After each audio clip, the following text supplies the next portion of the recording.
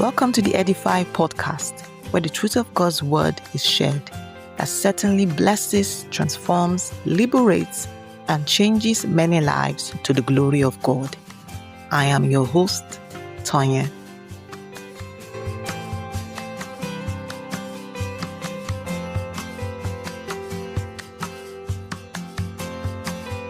Believe God for divine health. Bless the Lord, O my soul, and forget not all his benefits, who forgiveth all thy iniquities, who healeth all thy diseases. Psalms 103 verse 2-3. Now this scripture reminds us that God is still a healer. He's able to heal every disease and restore every broken area of our lives. Whether you like it or not, that's the truth. However, it's important to know the diverse ways one can receive healing through the lens of scriptures. One powerful example is found in James 5 verse 14-16. And it says, "Is any sick among you? Let him call for the elders of the church, and let them pray over him, anointing him with oil in the name of the Lord. And the prayer of faith shall save the sick, and the Lord shall raise him up. And if he have committed sins, they shall be forgiven him. Confess your faults one to another, and pray one for another, that ye may be healed." That's James 5:14-16. From this passage alone, we can see at least 3 ways healing can come.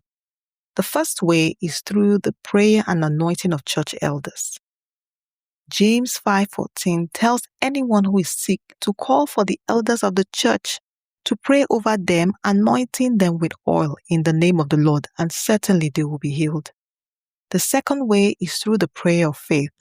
James 5:15 says, "The prayer of faith shall save the sick." This means when we pray in faith, believing God wholeheartedly, healing can take place.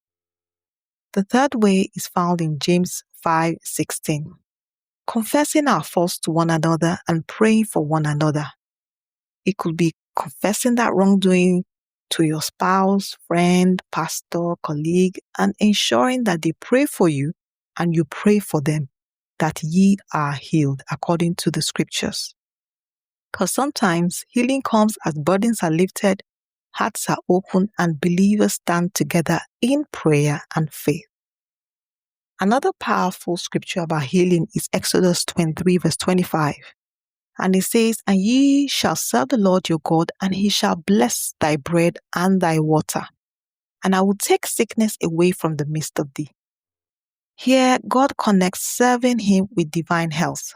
Serving God is not only about believing God or attending church service, although they are important, but it also involves serving faithfully in God's house, supporting God's work, and being committed to God's kingdom here on earth. I've heard a number of testimonies of people who served God in certain capacities in their church departments and got their healing. I think it was sanctuary or cleaning department, to be exact. And this shows that God honors genuine service and devotion.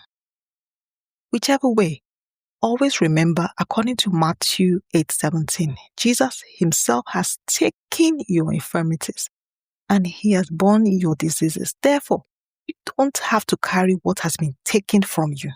You have every right to live a sickness-free life even from now on through Jesus Christ. Now let's pray this prayer together. Heavenly Father, thank you for your healing power. Let your life and restoration flow through every area of my body and mind. In Jesus' name, Amen. Now say this out loud after me. I walk in divine health. Sickness has no dominion over me. The life of God flows through my body.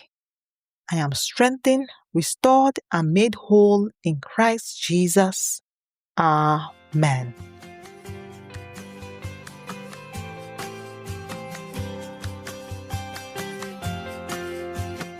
Thank you for listening to this podcast episode. This is just a glimpse. In my book, Only Believe, I share more scriptures on this topic. You can get it from our store and explore it to go deeper.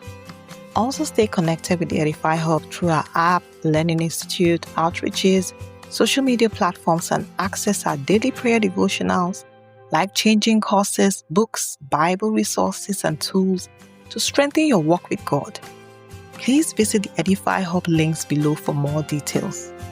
Thank you once again for listening to this podcast. God bless you.